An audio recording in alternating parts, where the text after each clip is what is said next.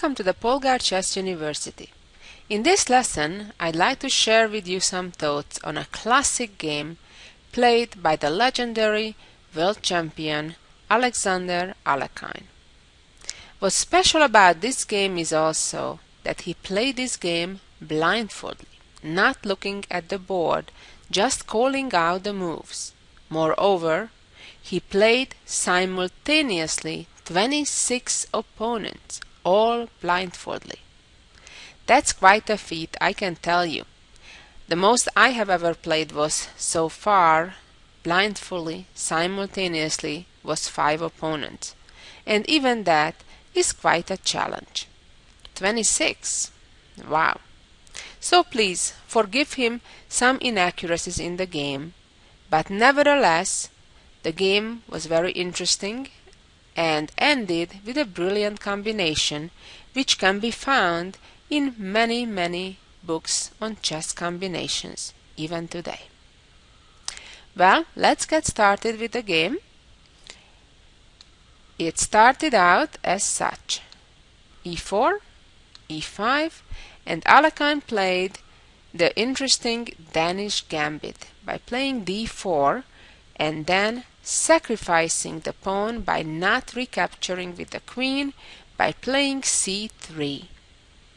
I don't want to get too much in the opening nuances here, but just want to mention that if pawn captures on c3, white can play in 2 different ways, either recapturing with a knight or playing bishop c4, and it gives kind of very active and dynamic game for white. Of course, black can also defend, but it's a very interesting and dynamic game. So let's go back, because this particular game, after white played c3, black responded by d5, which is considered the safest way to play for black. And white traded, and the queen took back on d5, and now white captured with the pawn. Of course, in a situation like this, capturing with a queen would certainly not be a good idea, because then after the exchange of the queens, white would be stuck with an isolated pawn. And in such situations, generally speaking, queens off the board would certainly favor the side that does not have the isolated pawn. So therefore, white chose correctly by recapturing with the pawn on d4 and not with the queen. And black immediately gave a check with the bishop. Certainly for white, the king doesn't have to move. If it would move, besides the fact that it would give up on the right to castle, black would checkmate white immediately and the game would be over. So that, of course, is out of question, and Alekhine, not even blindfolded, would fall for something like that and played knight c3. And of course, in this position, the black queen is not under attack, as the black bishop on b4 is keeping the knight on c3 pinned. Black played knight c6, putting more pressure on white's pawn on d4, and kind of invites the knight to f3 to protect that pawn. And black continued developing. The black queen still is not in danger, because the knight is still pinned on c3, and white played bishop e2, developing, and black finally castled. And so did white. So in this position, very important, now that the white king has castled, that means that the white knight on c3 is no longer in a pin. And you know what that means? That means that the black queen is under attack. So finally, black needs to do something about it. Well, probably it's best to move the queen away and perhaps all the way back to d8. Black instead chose to trade the bishop for the knight on c3. I would certainly welcome this if I play white, because on one hand, now the d4 pawn is no longer isolated, it has another little pawn in a neighboring file on c3 protecting it, and white also has the advantage of pair of bishops. Black has only light squared bishops left on the board, and that means that to some degree black is weak on the dark squares. So right now white recaptured on c3, and it was black's turn and played b6, trying to develop the bishop on the long diagonal. Of course, developing somewhere to f5, for example, the bishop came into consideration as well. And now white responded with c4, certainly a good move, immediately chasing the queen away. And the queen has to be very careful where to go. For example, going to h5 wouldn't look very good, because immediately white would have a powerful discovered attack attacking the black queen. Black moved the queen back to d8. And now white was ready to a further pushback by advancing the d pawn to d5.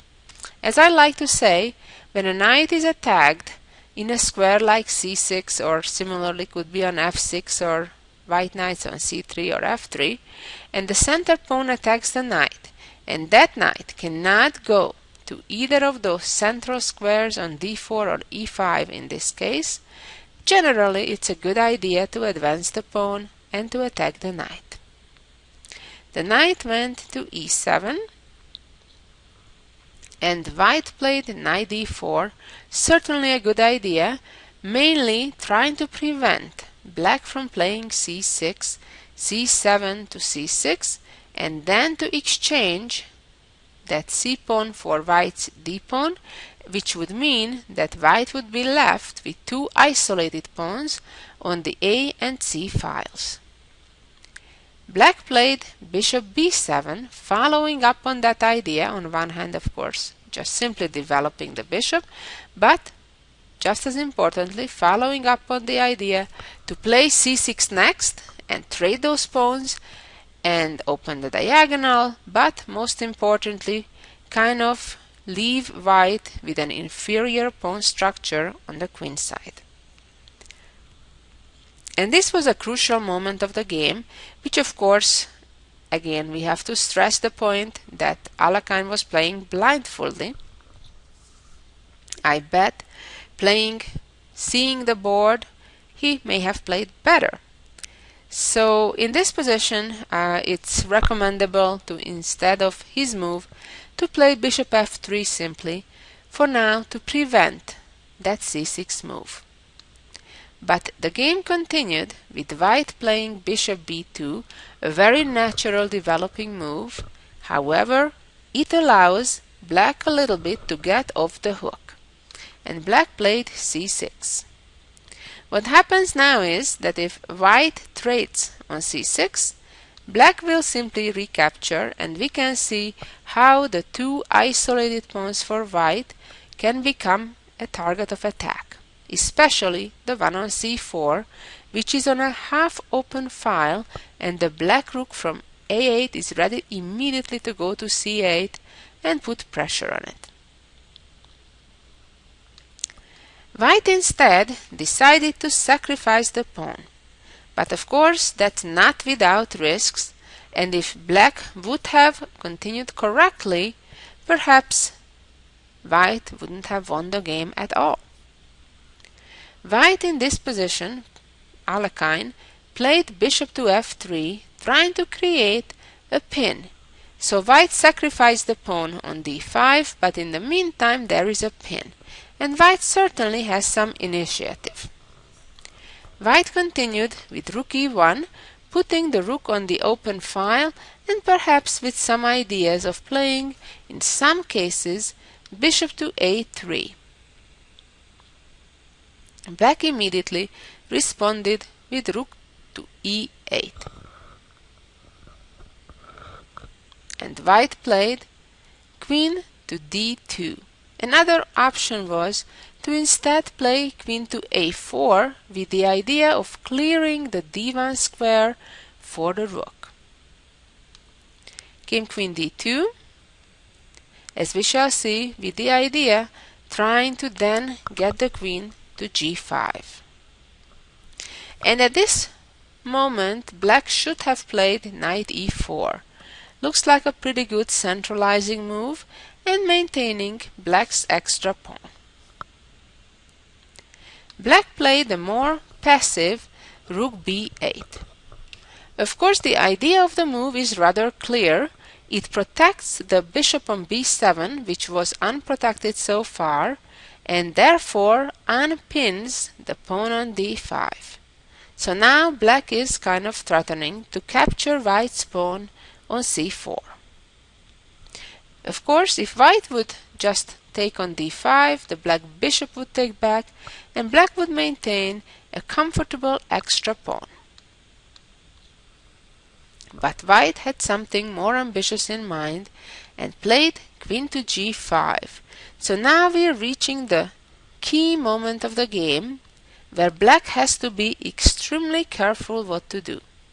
I suggest, in fact, that you take your time and try to think, what would you do if you're playing black here? This is one of those situations that's easier to play with white. However, white has taken considerable risk in sacrificing already a pawn and a second one on the way. But black, finding the correct defense, actually can survive and in fact maintain the material advantage. Let's see first some kind of ignorant move like rook c8.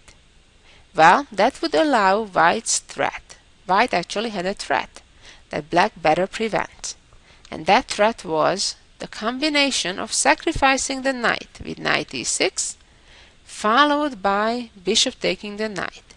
Now we can see how the pins work beautifully for white, one on the g file and one on the h4 d8 diagonal.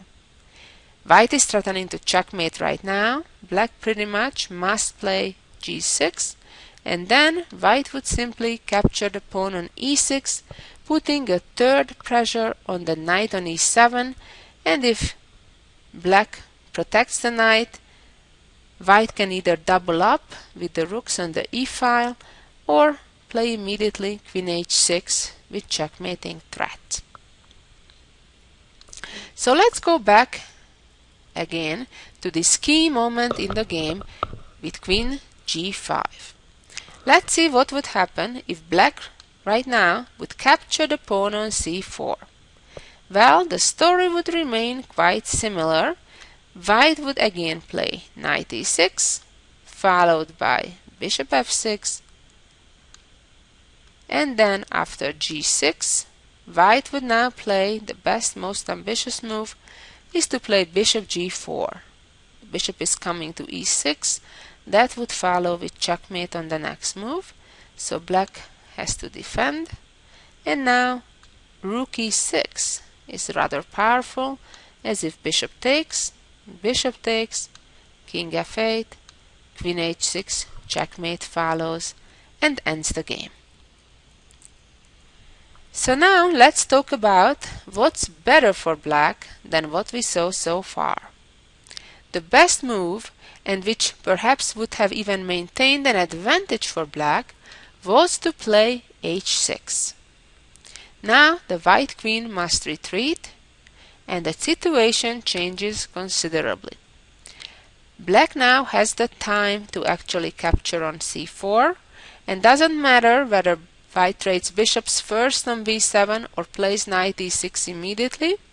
Black survives because after bishop f6, now that the white queen is on g3, black gets the opportunity to play knight f5 and counterattack. Although black has to be ready for an exchange sacrifice. After bishop d8, knight g3, bishop c7, black can trade bishops and then simply retreat the knight. bishop b8, rook b8, rook e6. Now this is a very interesting position. Black would play, let's say, rook c8, get behind the c-pawn. And it's true that white has a little material advantage. However, black has nice connected pass pawns on the queen side. Pretty active position. White's pawn structure on the king side is ruined. So I don't think that black is in any danger of losing. If anybody has to worry, it's rather white than black. And now let's go back again to that same critical position that we kept going back to.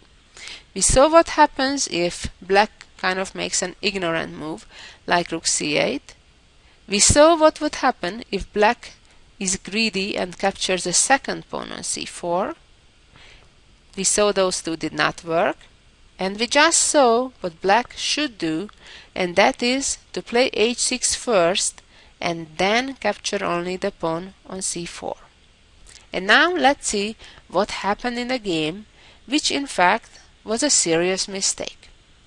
Black played knight to g6, with the idea that now that the knight is in between the white queen on g5 and the target of attack, the g7 pawn, it seems at first that black is just fine. As we shall see, things are not quite like that. White now continued with knight f5, a rather powerful move which opens up the diagonal of white's dark squared bishop.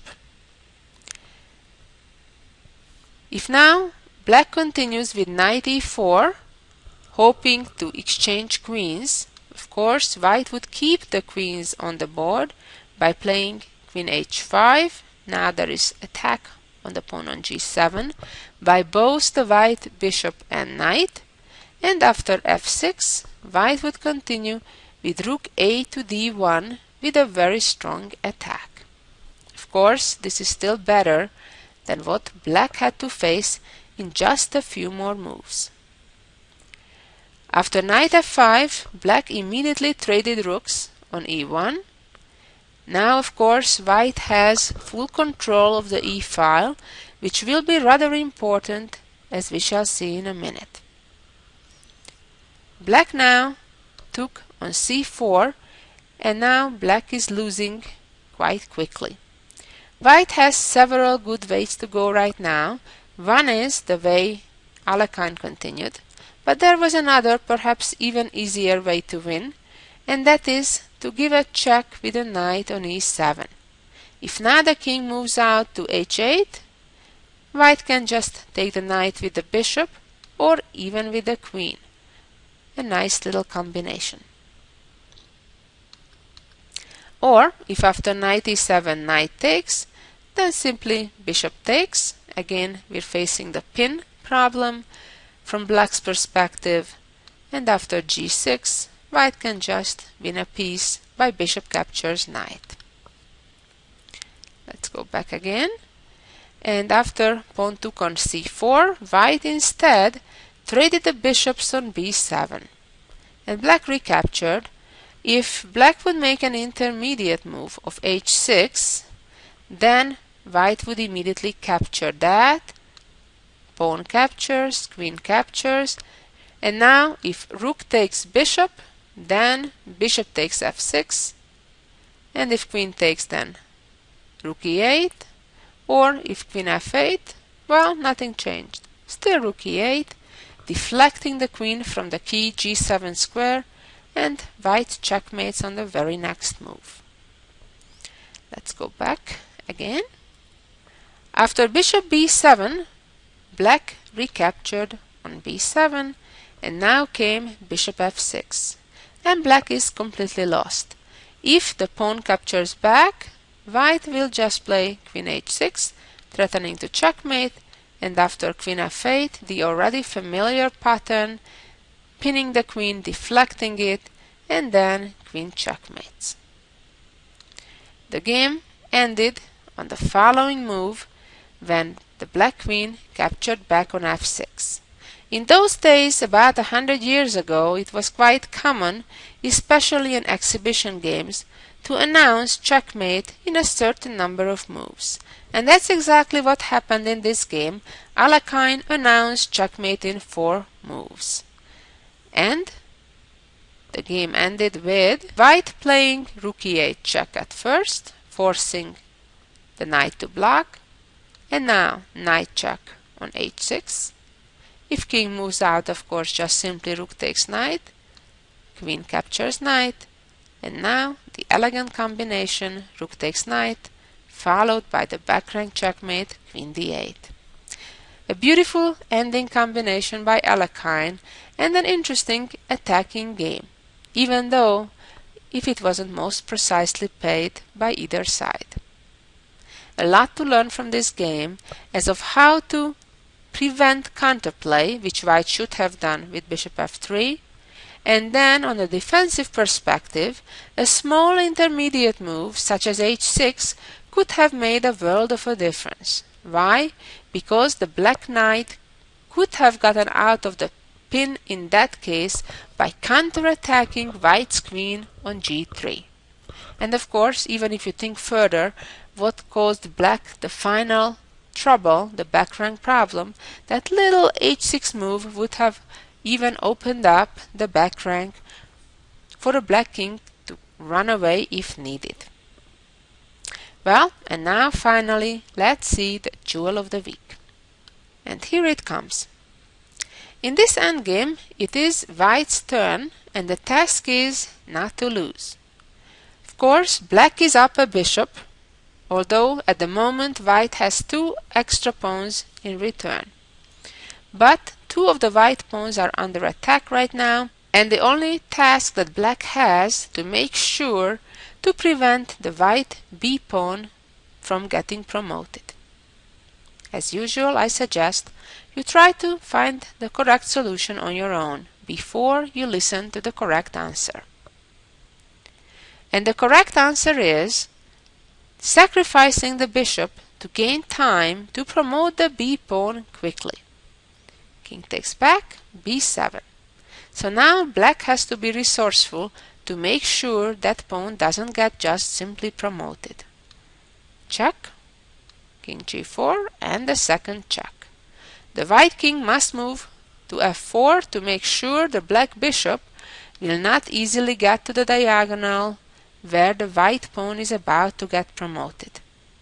But black keeps playing resourcefully, playing bishop g1. So now, if the white pawn promotes, the check comes from behind on h2, and then goodbye to the white newly born queen. But what happens if the king just comes back to g3, preventing that whole idea? Well, black planned now to capture on d4, and if now pawn promotes, fork with bishop e5, winning the queen. And remember, black has the right colored bishop, because, for example, if after pawn promotes, bishop e5, queen e5, king takes, if now black would have a dark squared bishop instead of a light squared bishop, it would be a theoretical draw. But having a bishop of the same color as the pawn's promotion square would easily guarantee black the win. So the question is, how can white still save this game? Well, it's thanks to stalemate, a beautiful escape idea. King h4. And now, when the bishop captures the queen, voila, here we go, it's stalemate. Quite amazing, isn't it? I hope you enjoyed this lesson and learned some, and be back next week for some more ideas. Thank you for listening. Bye-bye.